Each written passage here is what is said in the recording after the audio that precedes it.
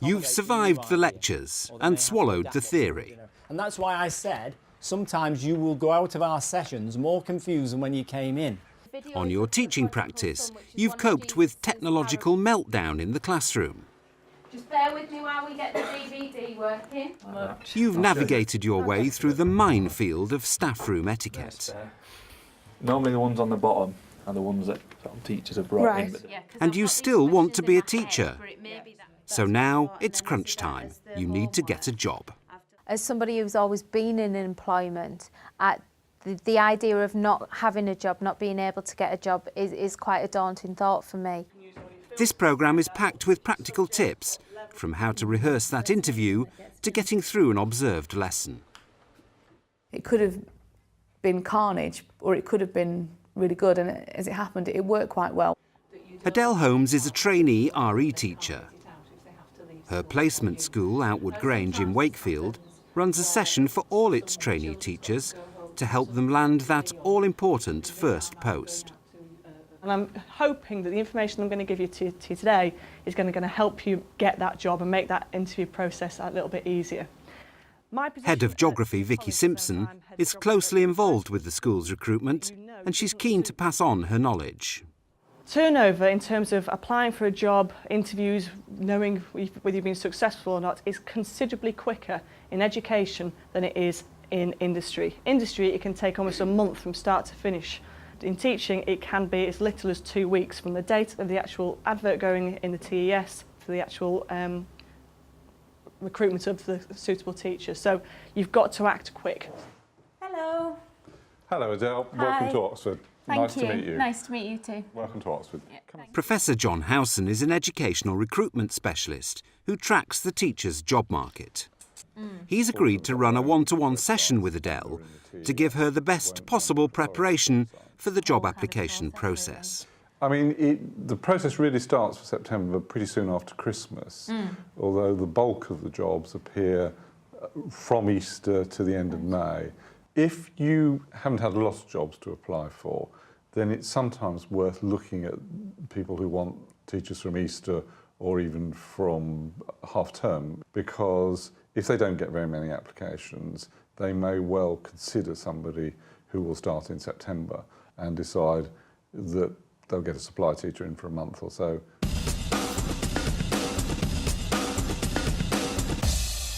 I have signed up to the Times Educational Supplement, and what they do is they email you on a regular basis with any sort of vacancies matching your ideals that you've categorised. The head of department and the other teachers in the school will have intelligence about other schools in the area and possibly about where other jobs might come up.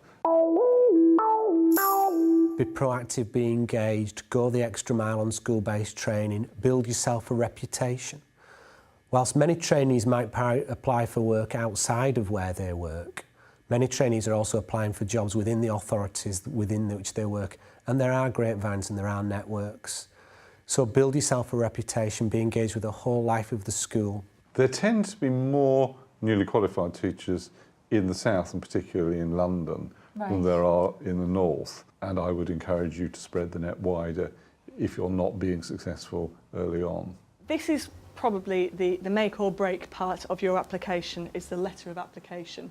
So when I'm looking at application forms, what are the pitfalls that I need to kind of be aware of, and any kind of specific do's and don'ts that you think? A good strong statement, things that demonstrate your understanding of teaching, your understanding of the school, that you've done your homework, that you haven't just sprayed lots of applications around.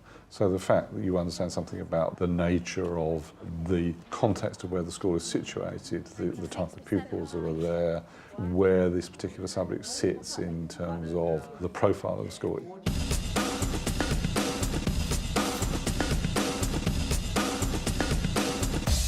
You show what's been important to you in your course and what you're looking forward to be doing when you get the job.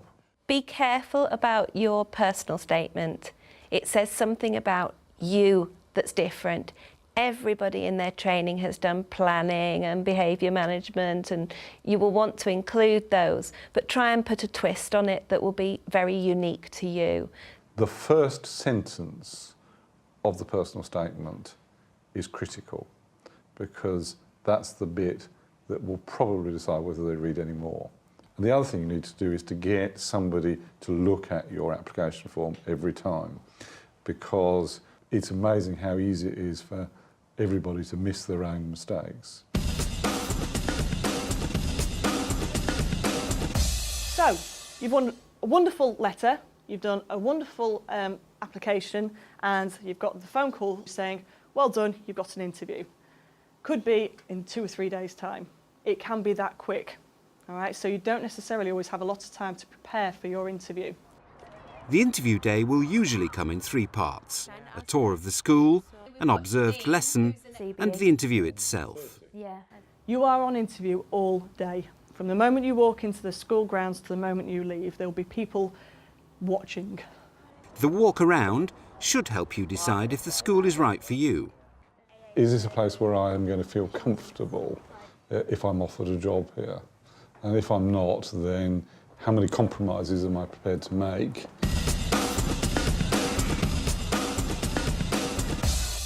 Next, most schools will want to observe you in action in the classroom. If you want to confer with the person next to you, that's all right, as long as the noise levels aren't too high. And then we're going to have a vote on who's going to win. So we'll give you a minute. I mean, in some cases they will give you a topic which is common to everybody and ask you to teach a lesson on that. In other cases they may ask you to teach something that you are comfortable with. And clearly what you want to know is the age and the experience of the children and pupils that you will be dealing with. Tracy Barker, an NQT at Eton Bank School in Cheshire, went through the recruitment process last year. We asked her to tell us about her big day and how she got through it. I did quite an interactive lesson which could have gone one of 2 ways. It could have been carnage, or it could have been really good, and as it happened it worked quite well. I was very careful to ensure that the children weren't involved in writing, because I didn't know whether they would have their exercise books, I didn't know who would need a pen, so I thought it would be easier if they were doing things that they could discuss. Why might I be showing you a picture of Martin Luther King? What has Martin Luther King got to do with our lesson on persuasive techniques? Was it slave trade or something? You're very close. It's to do with civil rights. It's to do with issues about racism. Aaron? He fought for rights for black people. Excellent. What we're intent on doing is getting a chance of seeing both the subject knowledge side of things and how that's got across to students, but key to that is how they relate to students at this school. Does she do it the Eton Bank way? And Tracy did that. She didn't do something rather pedestrian. She did something which was dynamic, involved group work, etc., brought the kids together, all in about 30 minutes. I'm going to pick out an example of how Martin Luther King is using these techniques. Fantastic. Finally, it's time for the interview itself. John's going to run a mock interview with Adele. The questions he's going to ask are typical. You'll need to be prepared to answer them.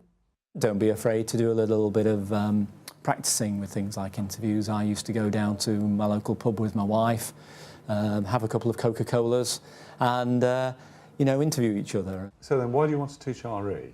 My background is sociology, psychology, which looks a lot at how people interact, the diversity that's apparent in life. And I had worked in the NHS. I got into teaching and found that I loved working with young people.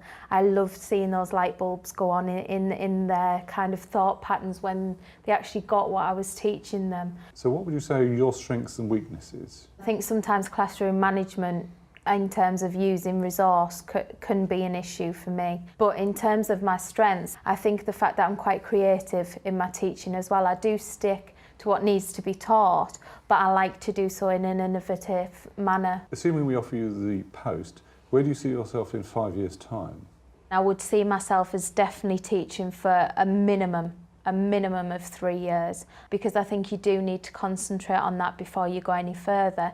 In the next 2 years, I think I'd like to take on maybe a more pastoral role alongside the teaching. I did have a lot of healthy schools and PSHE experience, so I think it would be nice to use those skills. The mini mock interview's over. How did Adele perform? When you were asked about why you wanted to teach RE, that's where there was an awful lot of the me in that.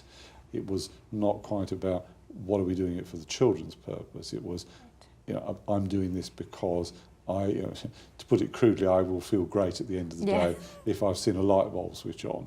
But is the light bulb not how I feel that's probably the most important there? When we talked about strengths and weaknesses, you started off with a weakness. I think that there is a good case for saying get the weakness out of the way. An even better way might be to start off with a strength, then do a weakness, and then finish up with the strength. So it's a sort of the filling in the sandwich, and hopefully people have paid less attention to it. This whole question about classroom management is so vital to the beginning teacher. There's a lot to be said for not bringing that up as a strength and weakness, but you don't want to plant a seed of doubt in somebody's mind in an interview that this is an area that you're worried about. I had the interview which I personally thought had gone really badly. They asked me a question on assessment for learning, which was just, I could have given any number of answers, and I was saying, which part do you mean? Okay, so I kind of had to clarify a number of things which I thought would kind of go against me, but seemed not to.